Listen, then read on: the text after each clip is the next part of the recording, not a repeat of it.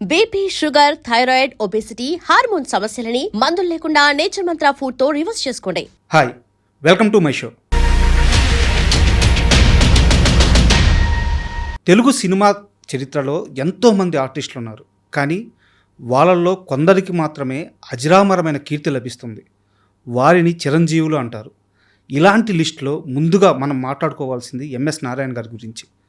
ఆయన 700కు పైగా చిత్రాల్లో 23 సంవత్సరాల పాటు సినీ కెరీరు. ఒక రైటర్గా, ఆర్టిస్ట్గా ఆయన ఎన్నో సినిమాల్లో నటించారు అనే కంటే జీవించారని చెప్పుకోవచ్చు.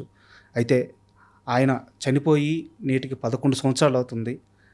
కానీ ఆయన ఎప్పటికీ మన కళ్ళ ముందు ఉన్నట్టే అనిపిస్తూ ఉంటుంది. ఆయన పంచిన నవ్వులు, ఆయన సినిమాలు మనల్ని ఆలరిస్తూనే ఉంటాయి. ఈ నేపథ్యంలో ఆయన కూతురు శశికరణ్ నారాయణ డైరెక్టర్ ఆమె, అలాగే ప్రొడక్షన్లో కూడా చాలా బిజీగా ఉన్నారు ఇప్పుడు. సో శశికరణ్ నారాయణ గారు మనతో ఉన్నారు. ఆమెతో మాట్లాడుతూ మనం ఎంఎస్ నారాయణ గారి గురించి కొన్ని విషయాలు, ఆయన పంచిన నవ్వులను కొంచెం నెమరు వేసుకుందాము. ఆ జర్నీలోకి కాస్త అలా వెళ్దాం. హాయ్ మేడం, నమస్తే. నమస్తే. మేడం, ప్రతి ఒక్కరికి కూడా వాళ్ళ కెరీర్లో ఒక ఐడెంటిటీ ఉంటుంది. ఇప్పుడు ఉదాహరణకి మీరు డైరెక్టర్, ఇప్పుడు ప్రొడక్షన్లో బిజీగా ఉన్నారు, నేను రైటర్ని. బట్ వీటన్నిటికీ మించి మన తల్లిదండ్రుల నుంచి ఒక ఐడెంటిటీ వస్తుంది. దాన్ని ఒక్కొక్కరికి అది ముళ్ళ కిరీటం అవుద్ది, ఒక్కొక్కరికి కిరీటం అవుద్ది, ఒక్కొక్కరికి బాధ్యత అవుద్ది, కొంతమందికి పెయిన్ కూడా అవుద్ది. సో ఫైనల్గా మీరు మా ఎంఎస్ గారి కూతురు. అంటే మీరు ఎన్ని అచీవ్ అయినా చేయండి, నేను దాన్ని చాలా గర్వంగానే చెప్తాను. మీరు డైరెక్టర్గా లేదా ప్రొడక్షన్ పరంగా ఎంత సాధించినా, ఎందుకంటే ఒక ఎంఎస్ గారిని కానీ, ఒక బ్రహ్మానందం గారు కానీ, ఒక కోట గారిని కానీ వీళ్ళని చూసినప్పుడు వాళ్ళ ఐడెంటిటీ ఎక్కడుంటే మాకు అక్కడ ప్రస్తావించాలనిపిస్తుంది యాజ్ ఏ జర్నలిస్ట్గా. సో మీరు మా ఎంఎస్ గారి కూతురు. ఈ ఇంటర్వ్యూ నేను అలాగే డ్రైవ్ చేయబోతున్నాను. మీ డైరెక్షన్ కానీ, ప్రొడక్షన్ కానీ మాట్లాడుకుందాం కానీ, బట్ ఈ ఇంటర్వ్యూ ఫ్లేవర్ మాత్రం అలాగే ఉండిపోతుంది. మీకు ఓకేనా? డెఫినెట్లీ అండి. I'm very happy that you are taking it like that. And I'm always, అంటే ఆ లెగసీని మేము క్యారీ ఫార్వర్డ్ చేయాలి. లైక్ మేము మా వర్క్ త్రూ కాదు, మా పర్సనాలిటీ త్రూ. ఆ డాడీ వర్క్ని నేను యాజ్ ఎ డాటర్ ఎవరైనా ఇలా అడిగినప్పుడు కానీ I take it like a blessing. Super. మాకు ఎంతమంది బ్లెస్సింగ్ ఇవాళ లభిస్తుందంటే ఆయన వర్క్, ఆయన పర్సనాలిటీ వల్లే. I'm very happy to be addressed like that. ఇప్పుడు ఎలా ఉంది మేడం లైఫ్? గుడ్ అండి, గుడ్. అంటే నాన్న మాకు ఎప్పుడు నేర్పించింది ఒకటే, స్క్రాచ్ నుంచి బిల్డ్ చేసుకుంటూ వెళ్ళాలి. From zero, if you fall down also అక్కడి నుంచి మళ్ళీ లెగడం, మళ్ళీ పరిగెత్తాలి. సో అది అలవాటు ఉన్నోడికి ఎప్పుడు లైఫ్లో అంత ప్రాబ్లం ఉన్నా మేము ఫేస్ చేయగలం, ఆ ధైర్యం ఉంది కాబట్టి ఇట్స్ గుడ్. పర్సనల్గా మీ జర్నీ నాకు కాస్త తెలుసు మేడం, ఎందుకంటే మీరు మీడియాలో కూడా వర్క్ చేశారు. మీ కొలీగ్స్తో మాట్లాడినప్పుడు కొంత చెప్పారు. ఎంఎస్ నారాయణ అనే ఒక లెజెండరీ యాక్టర్ ఇండస్ట్రీలో, ఆయన అనుకుంటే, ఆయన చెప్తే ఎక్కడైనా వర్క్ దొరకద్ది, ఎక్కడైనా పని అవుద్ది. అలాంటిది ఎప్పుడూ కూడా నా కూతురు వర్క్ ఇవ్వండి అని ఆయన ఎప్పుడూ చెప్పలేదు. ఆయన ఆర్టిస్ట్గా బాగా ఎస్టాబ్లిష్ అయినప్పుడు, జనాలకి బాగా రీచ్ అవుతున్న సమయంలోనే మీరు డైరెక్టర్ అయ్యారు, మీడియాలో వర్క్ చేశారు. సో ఎక్కడ కూడా ఆయనకు సంబంధించిన ఆరాన్ని తీసుకున్నారు, కానీ ఆయన సపోర్ట్ తీసుకోలేదు మీ కెరీర్లో. 100%. ఎందుకు ఆ డిసిషన్ కాన్షియస్గా తీసుకున్నారా, లేకుంటే ఎందువల్ల? అంటే ఆయన ఉన్నప్పుడు కెరియర్లో ఒక గ్రేట్ హైట్స్లో ఉన్నప్పుడు నాన్నగారు సపోర్ట్ తీసుకుని మనం ఏదో ఉన్నాము, ఏదో చేస్తున్నామని ప్రూవ్ అప్పటికప్పుడు ట్రై చేయొచ్చు.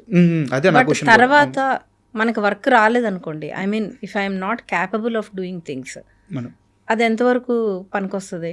ఎప్పుడైనా మన కష్టము మనకు వచ్చిందే మనతో వస్తుంది, ట్రావెల్ అవుతుంది. సో ఐ లెర్న్డ్, నేను నా స్ట్రగుల్ నేను పడ్డాను, నేను నేర్చుకుంటూనే ముందుకెళ్ళా. కాస్త అంటే మీ జర్నీ కాస్త వివరంగా చెప్తారా? అంటే నేను స్టార్ట్ చేసింది కూడా కెరియర్లోకి రావడం అదంతా కూడా at the age of 30 I came in to the industry అంటే మీడియాలోకి వచ్చాను. మీడియాలోకి వచ్చి ఏబిఎన్ ఆంధ్రజ్యోతి, విసా టీవీ, అట్లా ఒక్కొక్క స్టెప్ నేర్చుకుంటూ I learned and I came in to మా టీవీ. మా టీవీలో ఒక 3 years వర్క్ చేస్తున్నప్పుడు I got an opportunity to direct a film. So at that point of time మా నాన్నగారు అసలు he was not at all okay to do that. Okay, ఎందుకు నువ్వు ఇప్పుడు, అంటే ఆయనకి తెలుసు కదా, he struggle was very long. 15 years ఆయన స్ట్రగుల్ అయ్యాక యాక్టర్ అయ్యారు. ఆయన అనుకున్న రైటర్గా సస్టైన్ అవ్వలేదు.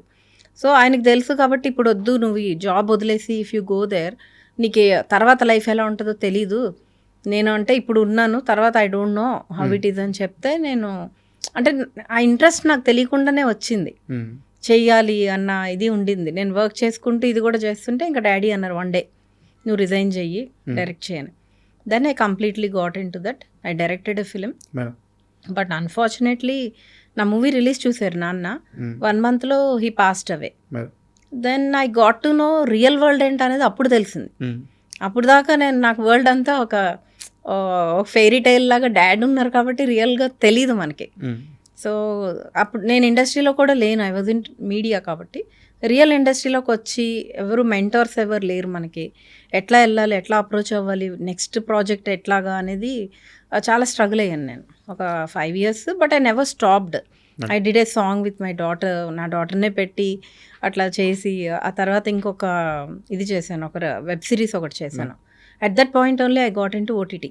ఎందుకంటే ఐ వాస్ కంఫర్టబుల్ దేర్, కొంచెం ఆర్గనైజ్డ్గా ఉంటుంది, అప్పుడప్పుడే స్టార్ట్ అవుతుంది. ఇట్లాగే I did one of the platform I did that. But lockdown వచ్చింది. I did a good job, like that was in my own style ఆ సిరీస్ చేయటం కూడా. దాని తర్వాత ఇంకా లాక్డౌన్లో I did lot of thinking. అంటే మనము డైరెక్షన్లో ఉండి ఇట్లా స్ట్రగుల్ అయిన 5 years అయిపోయింది అప్పటికే. సో వేర్ ఐఎమ్ గోయింగ్ అనేది ఐ థాట్. సో ఇక్కడ నుంచి మళ్ళీ కెరియర్ ఐ షిఫ్టెడ్. అప్పటికే ఓవర్ క్వాలిఫైడ్ అన్నట్టు జాబ్స్ కూడా రాలేదు నాకు. జాబ్కి వెళ్తే ఆల్రెడీ నువ్వు డైరెక్ట్ చేసావు కదా, నీకు జాబ్ ఏంటి, యూ కీప్ ట్రయింగ్ అనేవారు. But my time is running off, my time is precious, my life is more important than passion ఉంటుంది, కానీ దానికోసం నీ లైఫ్ని నువ్వు కిల్ చేసుకోలేము. And I have 2 daughters, I'm a single parent. So I thought okay something I have to take care అని ఇంకా ప్రొడక్షన్లోకి I entered People Media Factory. అక్కడ నేను మళ్ళీ 0 నుంచి I started. Lot of struggle, lot of learning. One thing ఏంటంటే చిన్నప్పటి నుంచి నాన్నని చూస్తూ పెరగడము, ఆ వాతావరణం తెలియడంలో ఆ ట్రైట్స్ చాలా ఈజీగా I use to catch up like this. Catch up చేశాను. I did 4 projects, beautiful projects, and I started mentoring lot of people. Like నా స్ట్రగుల్ నాకు తెలుసు, మై ఫాదర్ స్ట్రగుల్ అయినో. So I use to catch up. Right టాలెంట్కి ఎవరిదన్నా ఉంది అంటే I use to help them. వాళ్ళ కోసం ఏ ఎక్స్టెంట్ కన్నా వెళ్ళి I did some projects like that, and they are also very happy. So this is our property, sorry this is my property అన్నట్టు ఫీల్ అవుతుంది. అంటే యాక్చువల్గా ఇది మనం సాధించింది అని. యాక్చువల్గా ఈ క్వశ్చన్ అడగడానికి కూడా కారణం అదే మేడం. ఇప్పుడు ఎంఎస్ గారి గురించి మనం ఒక సందర్భంలో మాట్లాడుకోవడానికి ఎంఎస్ గారి వారసులు వచ్చి ఇక్కడ కూర్చుంటే, సో వాళ్ళకు ఒక జర్నీ ఉంది, వాళ్ళు ఒక సక్సెస్ జర్నీ చేస్తున్నారు, వాళ్ళు ఒకటి అచీవ్ చేస్తున్నారు అని చెప్పి ఆయన గురించి మాట్లాడుకుంటే ఇంకా ఆయన ఫ్యాన్స్ హ్యాపీగా ఫీల్ అవుతారు. సో అందుకని ఈ ప్రశ్న అడిగాను. యాక్చువల్గా మేడం, ఒక తండ్రి చనిపోతే ఆ బాధ కొడుకైనా కూతురికైనా ఎప్పటికీ ఉంటుంది. ఎందుకంటే లైఫ్లో బిగ్గెస్ట్ లాస్ అది, తండ్రి చనిపోవడం అనేది. ఈ 11 ఏళ్ల కెరీర్లో ఈ క్షణంలో మా నాన్న పక్కనుంటే బాగుండేది కదా అని మీకు అనిపించిన ఒక్క క్షణం ఏది, ఆ సందర్భం ఏంటి? ఎవ్రీ మూమెంట్ ఆ పెయిన్ ఉంటుంది మాకు, ఆ లాస్, ఆ వాయిడ్ ఉంటుంది, అది ఎవరు తీర్చలేంది. నాకు మేజర్గా నా daughters when they achieved something, నా అచీవ్మెంట్స్ కన్నా మా నాన్న నేను డైరెక్ట్ చేసిన సినిమా చూసారు. I'm happy that he saw me okay she can do it అనే ఒక దాంతోటే హీ లెఫ్ట్ ద వరల్డ్. ఇప్పుడు నా daughters when they achieved something, మొన్న my young one bought her car by herself, and my elder one is doing a business. So when they are achieving these things, నాన్న ఉంటే పక్కన బాగుండు కదా, అమ్మ ఉంటే బాగుంటుంది. అరే ఇప్పుడు దాకా వాళ్ళు చాలా చిన్న ఏజ్లో చనిపోయారు నాన్న. At the age of 63 only he passed away. So అప్పుడే కాకుండా ఉంటే ఈ జర్నీ మేము చూసుకునే టైంలో ఆయన లేరు, మేము స్ట్రగుల్ అయ్యే టైంలో హీ పాస్డ్ అవే. ఇప్పుడు ఉండుంటే at least he will be very happy seeing me what he thought of doing. ఆయన చేయాలనుకునే కొన్ని నేను చేస్తున్నప్పుడు అరే డాడీ ఉంటే చూసి చాలా సంతోషించేవారు కదా అనే ఫీలింగ్ ఎప్పుడూ ఉంటుంది. అది మనోరాళ్ళ సక్సెస్ ఇంకా రిలాక్స్ అవ్వలేదు నాన్న, కష్టపడతానే లాస్ట్ మూమెంట్ వరకు హీ పాస్డ్ అవే. ఎప్పుడు రిటైర్మెంట్ తీసుకోలేదు, రిలాక్స్ అవ్వాల. ఆ రిలాక్స్ అయ్యే టైం వచ్చి కొంతకాలం మాతో స్పెండ్ చేసుంటే బాగుండేదన్న ఫీలింగ్ ఎప్పుడు. అది that's a void. It took almost 10 years అండి. We did not go to Bhimavaram సంక్రాంతికి వెళ్ళి చనిపోయారు. మాకు అసలు అదొక ట్రామా లాగా ఉండిపోయింది. నేను మా బ్రదర్ ఈ ఇయరే అనుకున్నాం, లేదు మనం అట్లా అది ఒక బ్లాక్ మార్క్ లాగా పెట్టకూడదు. ఓకే, ఆయన టైం అయింది, మనం కూడా వెళ్ళి సెలబ్రేట్ చేయాలి, ఆయన రూట్స్ కూడా మనం సెలబ్రేట్ చేసుకోవాలి, నెక్స్ట్ ఇయర్ నుంచి లెటస్ గో అని ఈ ఇయరే మేము డిసైడ్ అయ్యాం. ఓకే. సో అందుకని అప్పటి నుంచి 10 ఏళ్ళ నుంచి భీమవరం వెళ్ళలేదు మీరు? వెళ్ళలేదు, అసలు వెళ్ళలేదు, సెలబ్రేట్ కూడా చేసుకోలేదు. అయితే లాస్ట్ ఇయర్ సుమా గారిని నేను కనుమ రోజు కలిసా, యాంకర్ సుమా గారు. కలిసినప్పుడు పండగ చేసుకుంటున్నారా అంటే లేదు మ్యామ్ ఇట్లా అయిందని చెప్పాను. She told me one thing, నాన్నగారు లేరు అని మీరు సల్క్ అయితే వాళ్ళు హ్యాపీ ఫీల్ అవుతారా? ఆయన లేకపోయినా ఆయన జర్నీని మీరు సెలబ్రేట్ చేసుకోవాలి, then they will be happy, మీ పిల్లలకి మీరు ఇచ్చే లెగసీ కూడా అదే కదా అని చెప్పారు. That moment really caught my. Sankranti టైంలో అలా జరిగిందండి. 10 ఏళ్ళుగా సంక్రాంతి చేసుకోవట్లేదు. ఆ మేడం కూడా అలా చెప్పారు. సుమ గారు చాలా బాగా షీ టోల్డ్ మీ ఇట్లా ఎందుకు సెలబ్రేట్ చేసుకోండి, లెగసీ కంటిన్యూ అవుతుంది, మీ పిల్లలకు కూడా హ్యాపీనెస్ ఫార్వర్డ్ అవ్వాలి తప్ప any time we all will pass away, but keep celebrating the moments so that they will be happy అని చెప్పారు. మేము కూడా ఇంకా ఐ థాట్ ఈ ఇయర్ కూడా కొంచెం ఇక్కడే చేసుకున్నాము. We did not, it's not like అంత బాధపడతా అట్లా లేము. మేడం, యాక్చువల్గా నేను మిమ్మల్ని ఇంటర్వ్యూ పిలవడానికి కారణం ఏంటంటే ఏదో మిమ్మల్ని ఎమోషనలైజ్ చేసేసి లేదంటే ఒక కాంట్రవర్షియల్ తీసుకొచ్చి దానికోసం కాదు. బట్ నేను అడిగే క్వశ్చన్ కొంచెం ఎమోషనలైజ్ అవుతారేమని ముందే చెప్తున్నాను. నా ఉద్దేశం అది కాదు, బట్ అడగాలి కాబట్టి అడుగుతున్నాను.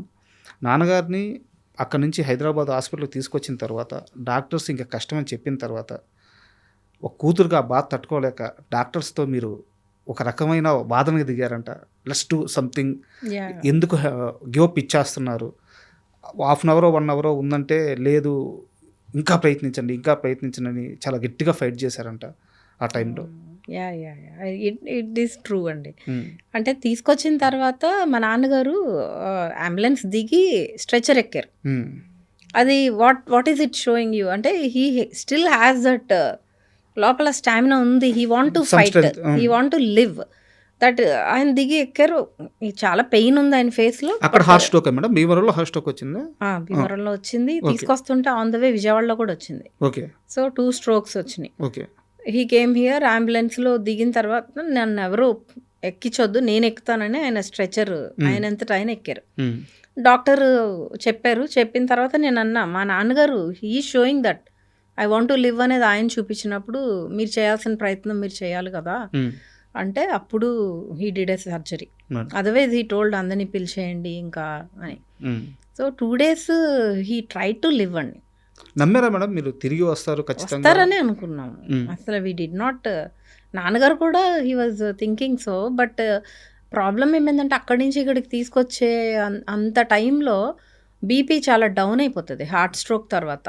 అంత లో బ్లడ్ ప్రెషర్ ఉన్నప్పుడు లోపల బాడీ పార్ట్స్ అన్నీ ఎఫెక్ట్ అయిపోతాయి. That's how his kidney got affected. Kidney effect అయింది, ఇంకా మేము కాపాడుకోలేకపోయాము అప్పుడు. Sorry madam. యాక్చువల్గా మదర్కి ఏమైనా హెల్త్ ఇష్యూస్ ఉన్నాయా మేడం? మదర్కి హెల్త్ ఇష్యూస్ అంటే చిన్న అప్పట్లో ఒక సర్జరీ అయింది. ఎందుకు అడిగానంటే 1 year లోపల అంటే ఆయన చనిపోయిన 1 yearకే మదర్ని కూడా లాస్ అయ్యారు మీరు. సో ఆ బెంగ వల్ల ఏమన్నా చనిపోయారా అని, అది కూడా కారణం? Both are very much connected అండి ఇద్దరు. దే స్ట్రగుల్డ్, స్క్రాచ్ నుంచి ఇంట్లోంచి బయటకు వచ్చి పెళ్లి చేసుకున్నారు ఇద్దరు. సో ఆ రోజుల్లో వాళ్ళు ఇంకా స్టూడెంట్స్ అప్పుడు. పరచూరి గోపాలకృష్ణ గారు మా అమ్మకి నాన్నకి లెక్చరర్, ఆయనే చేశారు పెళ్లి కూడా. సో అక్కడి నుంచి వాళ్ళిద్దరు అలా అలా బిల్డ్ చేసుకుంటూ వచ్చారు. వచ్చి ఏ రోజు నా అమ్మ అన్నం పెట్టుకుంటూ తినరీనా, నైట్ ఎంత లేట్ అయినా ఇవి లేచి పెట్టాల్సిందే. సో ఆ స్ట్రగుల్ నుంచి అట్లా ఇద్దరు, ఆ bonding is very strong. It's అంత స్ట్రాంగ్ బాండ్ ఆవిడ తట్టుకోలేకపోయారు. అవన్నీ కూడా నా కోసమే ఉన్నట్టున్నారు. షీ వాంట్ మీ టు, అంటే ఇద్దరు పిల్లలు ఈ సెటిల్ అవ్వాలి అనేది ఉంటుంది కదా మదర్కి. ఉన్నారు. ఇంకా కరెక్ట్గా వర్ధంతి ఇదిగో రేపే మా మదర్ది. 1 day గ్యాప్లో she passed away. That was a very huge దెబ్బ, మాకు దెబ్బ మీద దెబ్బ తగిలింది.